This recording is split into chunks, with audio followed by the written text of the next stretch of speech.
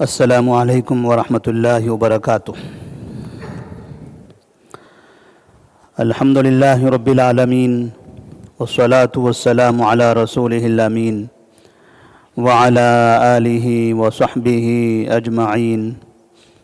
ومن تبعہم بإحسان الی یوم الدین، اما بعد۔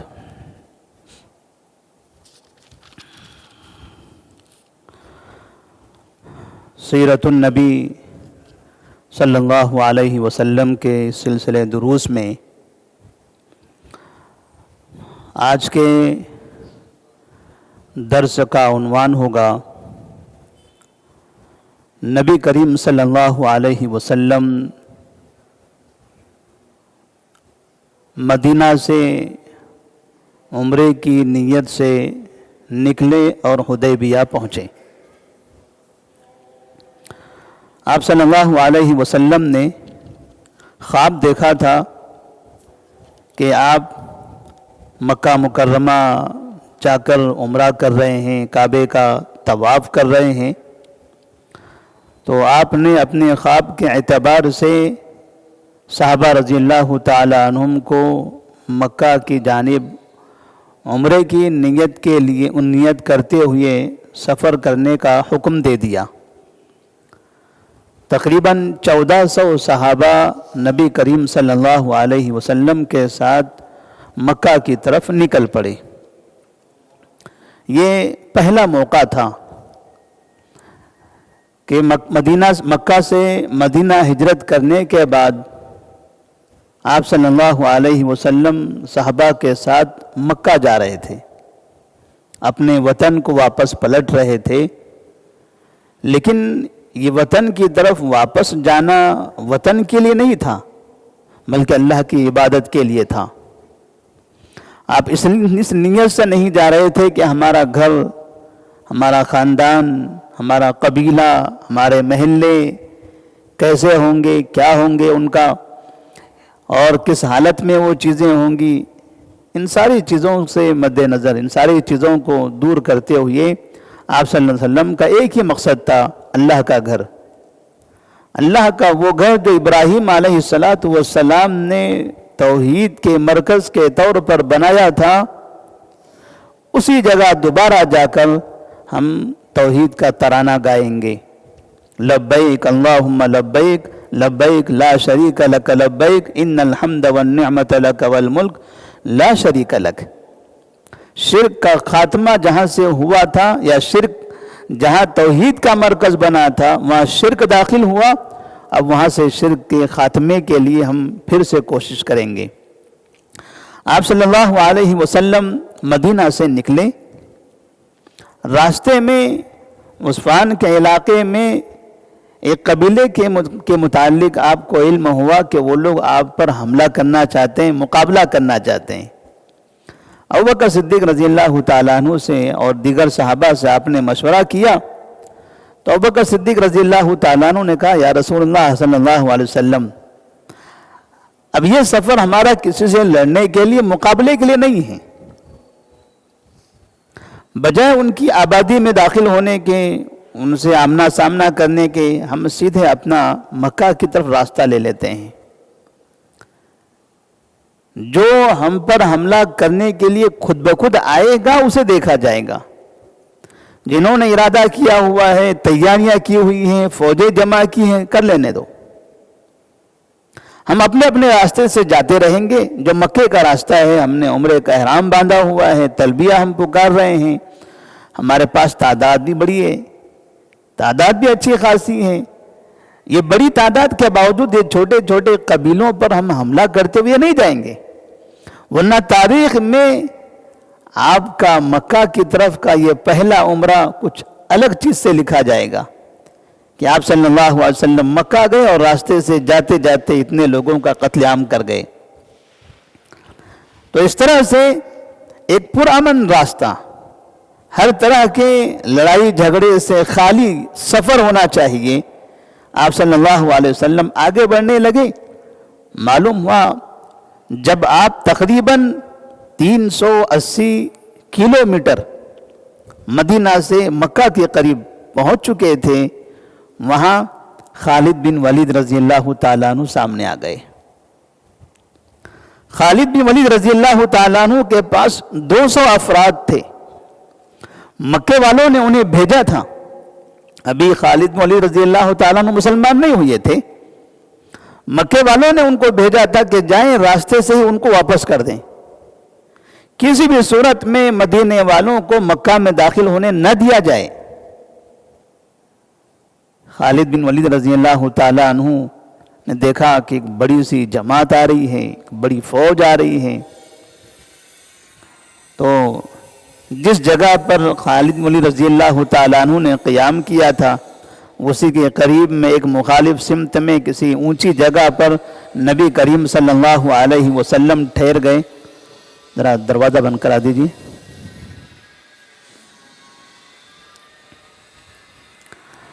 جس جگہ پر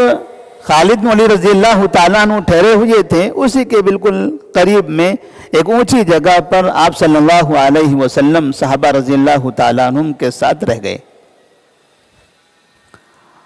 آپ ظہر کی نماز پڑھ رہے تھے، خالد بن ولید نے دیکھا کہ لوگ نماز میں مشغول ہیں، نماز ختم ہو گئی، تو بعد میں افسوس کر کے اپنے ساتھیوں سے کہنے لگے کہ لقد كانوا على غرة لو كنا حملنا عليهم لأصبنا منهم۔ وہ لوگ تو غفلت میں آ گئے تھے، ہم لوگوں کی طرف تیاری کے بغیر وہ نماز میں مشغول ہو چکے تھے، رکوع سجدے میں مشغول تھے، اگر ہم نے اسی درمیان میں ان پر حملہ کر دیا ہوتا تو ہمیں اچھا خاصا فائدہ مل جاتا، ہم کامیاب ہو جاتے۔ پھر یہ سوچا کہ یہ تو ابھی ایک نماز ہوئی ہے، اس کے بعد پھر کوئی نماز آئے گی، یہ ظہر کا وقت ختم ہوا ہے، عصر کا وقت آئے گا، اب جب عصر کی نماز میں ایسے ہی یہ لوگ ہماری طرف سے غافل ہو کر قبلے کی طرف منہ کر کے نماز پڑھنا شروع کر دیں گے، سب کے سب صفوں میں رہیں گے، رکوع سجدے میں رہیں گے، اچانک جا کے حملہ کر دیں گے۔ نبی کریم صلی اللہ علیہ وسلم کے سامنے عصر کا وقت قریب آتا جا رہا تھا کہ اسی درمیان میں اللہ تبارک و تعالیٰ نے صلاۃ الخوف نازل کر دی۔ صلاۃ الخوف جو سورہ نساء آیت نمبر 102 کے اندر، جس میں اللہ تبارک و تعالیٰ نے خوف کی حالت میں جبکہ دشمن سامنے ہو تو مسلمانوں کو نماز پڑھنا ہے، لیکن کیسے پڑھنا ہے اس کا طریقہ بتایا کہ مسلمانوں کی 2 جماعتیں ہوں، 2 گروہ میں تقسیم کر دیا جائے، ایک گروہ نماز مشغول رہے اور دوسرا گروہ دشمن کی طرف نگاہ دوڑائے، اس کی طرف ہتھیاروں کے ساتھ مسلح ہو کر تیار کھڑے رہے۔ جب عصر کی نماز کا وقت آیا، خالد بن ولید انتظار کر رہے تھے کہ اب عصر کا وقت آئے گا، ابھی یہ رکوع سجدے میں جائیں گے، نماز پڑھنے لگے تو دیکھا تو کچھ لوگ نماز پڑھ رہے ہیں، کچھ لوگ تیار کھڑے ہیں، یہ 200 ہیں اور وہ 1400 ہیں، وہ 1400 افراد ہیں۔ اگر موقع ملتا یا سمجھ لیتے تو یہ 200 پر حملہ کر سکتے تھے، لیکن نبی کریم صلی اللہ علیہ وسلم نے، صحابہ رضی اللہ تعالیٰ نے ایسا کچھ بھی نہیں کیا۔ آگے جانا تھا، دیکھا خالد بن ولید سامنے ہیں، آپ صلی اللہ علیہ وسلم نے کہا یہ راستہ چھوڑ دو۔ جس راستے پر خالد بن ولید ہیں، قراء الغیم نامی راستہ، ایک بڑا ہائی وے، وہ زمانے کا ہائی وے، ایک بڑا راستہ، بڑے راستے پر ایک خاص جگہ پر خالد بن ولید ڈیرا ڈالے ہوئے بیٹھے تھے، کیونکہ یہیں سے گزرنا ہے ان سب کو۔ آپ نے فرمایا یہ راستہ چھوڑ دیں، دائیں طرف سے ہوتے ہوئے ایک دوسرا راستہ اپنائیں۔ جس راستے سے جانا تھا وہ راستہ انتہائی پرکٹن راستہ، تنگ راستہ تھا، یہ عام راستہ تھا جہاں سے جانے آنے میں آسانی ہوتی تھی۔ آپ نے سائیڈ سے ایک دوسرا راستہ اپنا لیا کہ چلیں بازو سے نکل جائیں، سامنے سے جانے کی کوئی ضرورت نہیں، کیونکہ جائیں گے تو ٹکراؤ ہوگا۔ تو آپ صلی اللہ علیہ وسلم یہ چاہتے تھے کسی بھی طرح سے ان سے ٹکراؤ نہ ہو۔ جب خالد نے دیکھا کہ یہ لوگ راستہ بدل گئے اور کسی اور سمت سے آگے بڑھنے لگے ہیں، تو خالد بن ولید وہاں سے دوڑے دوڑے واپس مکہ پہنچے ہیں اور مکہ میں جا کے مکے والوں کو خبر کر دی ہے کہ مدینے والے ایک اجنبی راستے سے، کسی بھی راستے سے مکہ میں کبھی بھی داخل ہو سکتے ہیں۔ جس راستے سے آپ صلی اللہ علیہ وسلم جا رہے تھے وہ راستہ الگ تھا، جو راستہ ایک عام راستہ تھا وہ راستہ الگ تھا۔ یہ راستہ تنعیم سے ہو کر مکہ میں داخل ہوتا تھا، اور جدھر سے آپ مڑ کر گئے تھے تنگ راستے سے، وہ راستہ آگے جا کر حدیبیہ پڑتا تھا، حدیبیہ سے مکہ کی طرف۔ آپ صلی اللہ علیہ وسلم حدیبیہ کے مقام پر پہنچے، جو تقریباً مکہ سے 50 سے 60 کلومیٹر کے فاصلے پر ہے۔ وہاں پہنچتے ہیں تو اچانک قصوہ نامی سواری جس پر آپ سوار تھے بیٹھ جاتی ہے۔ سفر میں ہیں، سب لوگ سواریوں پر سوار ہو کر چل رہے ہیں، اچانک آپ کی سواری بیٹھ جاتی ہے۔ صحابہ کہتے ہیں ہل ہل، ان آواز دے کر اس کو اٹھانے کی کوشش کرتے ہیں، سواری اٹھنے سے انکار کر بیٹھتی ہے، سواری اٹھتی نہیں ہے۔ لوگ کہنے لگے خلعت القصوہ خلعت القصوہ، کہ یہ قصوہ سواری تھک گئی ہے، اب یہ نہیں اٹھ سکتی، کمزور پڑ گئی۔ تو آپ نے فرمایا ما خلعت القصوہ وما ذاک لها بخلق ولكن حبسها حابس الفیل۔ قصوہ کمزور نہیں ہوئی ہے، قصوہ ویسے ہی ہے جیسے پہلے تھی، قصوہ سواری کمزور نہیں ہوئی ہے، اور یہ کمزوری اس کی عادت نہیں ہے کہ ایسے سفر میں یہ کہیں بھی بیٹھ جائے، اسے ہاتھی کو روکنے والے نے روکا ہے۔ جس رب نے وہ ہاتھی کو روکا تھا مکہ کی طرف جانے سے، اسی نے اس سواری کو روکا ہے۔ یہ اشارہ تھا اس بات کی طرف کہ اب ایسا لگتا ہے کہ شاید ہم آگے نہیں بڑھ سکیں گے، یہ آخری حد ہوگی ہماری، اب یہاں سے ہم کو واپس جانا پڑے گا۔ جیسے وہ ابرہہ کے لشکر میں جو ہاتھی تھی، ہاتھی جہاں بیٹھ گئی اس کے آگے بھگاتے ہیں، بھاگتی نہیں ہیں، اور پیچھے موڑتے ہیں، چلنے لگتی ہے۔ ایسے اس سواری کو اٹھایا گیا، نہیں اٹھتی۔ آپ صلی اللہ علیہ وسلم نے تھوڑا سا بلند آواز سے کہہ کر اس کو اٹھایا، اٹھی اور سیدھے بازو میں ایک حوض تھا پانی کا تالاب چھوٹا سا، وہ جگہ پر جا کر رک گئی۔ اسی جگہ نبی کریم صلی اللہ علیہ وسلم نے قیام کیا، وہ آخری حد تھی اس سفر کی، یہاں جا کر آپ کا سفر ختم ہو جاتا ہے۔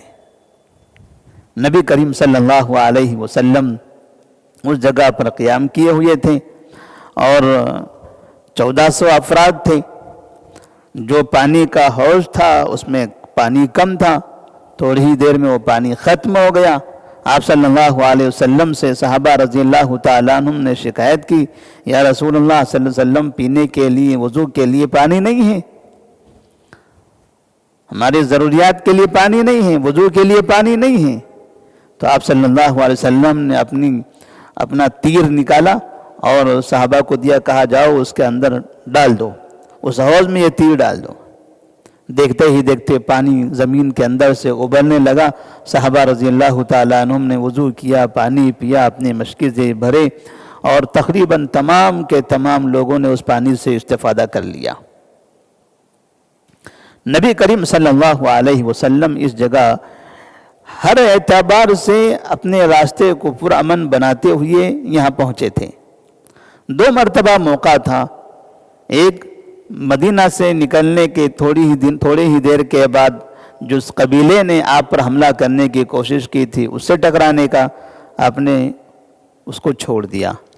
دوسری مرتبہ مکہ سے قریب میں آ کر خالد بن ولید رضی اللہ تعالیٰ عنہ کے قافلے اس سے ٹکرانے کا آپ نے انہیں بھی چھوڑ دیا، اور دنیا والوں کو یہ پیغام دیا کہ ہم مکہ داخل ہو رہے ہیں، لوگ مدینے کو طاقت سے خون ریزی کر کے اپنے قبضے میں کرنا چاہتے تھے، لیکن ہم مکہ فتح کریں گے جو اسلام کا مرکز ہے، بغیر خون ریزی کے،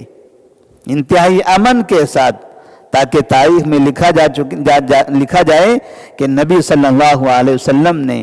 مکے میں داخلہ لیا یا مکے کو فتح کیا تو کسی بھی طرح کا کوئی ایسا بڑا حادثہ پیش نہیں آیا اور کہیں پر کوئی خون ریزی نہیں ہوئی۔ یہاں سے آپ صلی اللہ علیہ وسلم کچھ وقت گزارتے ہیں اور پھر یہیں سے واپس آ جاتے ہیں۔ یہاں پر کچھ واقعات پیش آتے ہیں، انشاءاللہ وہ واقعات آئندہ کے درس میں بتائے جائیں گے۔ تو نبی کریم صلی اللہ علیہ وسلم نے ساتھ میں وہاں پر جس جگہ آپ کی اونٹنی بیٹھی تھی وہاں اپنے لوگوں سے کہا تھا، والذی نفسی بیدہ لا یسألونی خطۃ یعظمون فیہا حرمات اللہ الا اعطیتہم ایہا۔ اب یہ اونٹنی تو یہاں بیٹھ گئی ہے، اب اس سے آگے جانا ممکن نہیں ہے۔ اگر یہاں کفار مکہ آتے ہیں اور ہم سے کسی ایسی چیز کا مطالبہ کرتے ہیں جو چیز بہتر ہو، کسی خیر کے بارے میں ہم سے معاہدہ کرنا چاہتے ہیں، کوئی بھی خیر کا کام ہو، اچھا کام ہو، میں ضرور بضرور ان کے اس بات کی تائید کروں گا اور ان سے وہ معاہدہ کر لوں گا۔ نبی صلی اللہ علیہ وسلم نے یہ بات پہلے ہی کہہ دی اور بعد میں پھر وہ معاہدہ ہوا۔ تو اس سے ایک چیز یہ بھی ثابت ہوتی ہے کہ آپ صلی اللہ علیہ وسلم نے اپنی طاقت اور قوت کے دور میں کبھی بھی کافروں سے خواہ مخواہ ٹکرانے کی اور ان پر حملہ کر کے انہیں کمزور کرنے کی کوشش نہیں کی۔ دوسری چیز، ایسی کمزوری کے وقت میں جبکہ عرب کمزور ہو گئے تھے، کفار کمزور ہو گئے تھے، انہوں نے اگر کبھی کوئی خیر کی بات بھی کہی ہو، کوئی خیر پر ہم سے معاہدہ کیا ہو تو ہم اس معاہدے کو قبول کر لیں گے اور اس پر ان سے اتفاق کر لیں گے۔ مطلب یہ ہوتا ہے کہ اگر مسلمانوں کے درمیان میں کہیں کافر ہوتے ہیں یا کافروں کے درمیان میں کہیں مسلمان ہوتے ہیں اور کسی خیر کے کاموں میں ان سے اتفاق کرنا پڑے، خیر کے کاموں میں ان سے اتفاق کرنا پڑے، سیاست میں، معیشت میں، ملک کے حالات میں، شہر کے امن کے لیے اور ایک بہتر نظام کے لیے، تو مسلمانوں کے لیے بہتر یہی ہے کہ ایسے خیر کے کاموں میں ان سے معاہدہ کر لے اور اس کو قبول کر لے، جیسا کہ نبی کریم صلی اللہ علیہ وسلم نے یہاں ارادہ کر لیا تھا اور آپ نے عملی طور پر کر کے بھی دکھایا۔